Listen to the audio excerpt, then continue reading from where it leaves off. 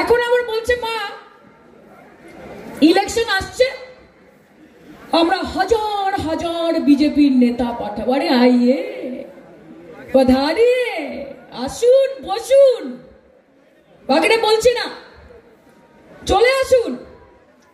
এত ডেলি প্যাসেঞ্জারি করার কি আছে? কখনো রিক্সায় আসছেন, কখনো ট্রেনে আসছেন, কখনো অটোতে আসছেন, কখনো টোটোতে আসছেন, কখনো হেলিকপ্টারে আসছেন, কখনো প্রাইভেট জেটে আসছেন, এসে প্রিন্সেপ ঘাট যাচ্ছেন, ভিক্টোরিয়া মেমোরিয়ালে ঘুরছেন, হোটেলে বসে বসে ভালো ভালো 5 স্টারের খাবার খাচ্ছেন, আর তারপর বলছেন বঙ্গাল হমারা হোক। আবার বাঙ্গালও বলতে পারে না, বলে বঙ্গাল, সোনার বঙ্গাল। মানে আরে ভাই, সোনার বঙ্গাল বলকে কুছ হেই নেই, সোনার বাংলা আছে।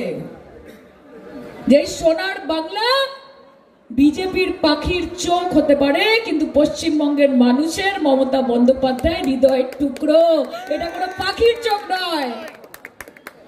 আরে পাঠাও না, কত পাঠাবে? কত পাঠাবে মোদি শাহ? কত পাঠাবে মোদি শাহ? শর্মা বর্মা ভান্ডারী কত পাঠাবে মোদি শাহ দিল্লি থেকে? কত পাঠাবে মোদি শাহ? শাহ শর্মা ভান্ডারী? আমরা চিনি মমতা দিকেই উন্নয়নের কান্ডারি, আমরা আর কিছু চিনি না। তাই লড়াই হয়।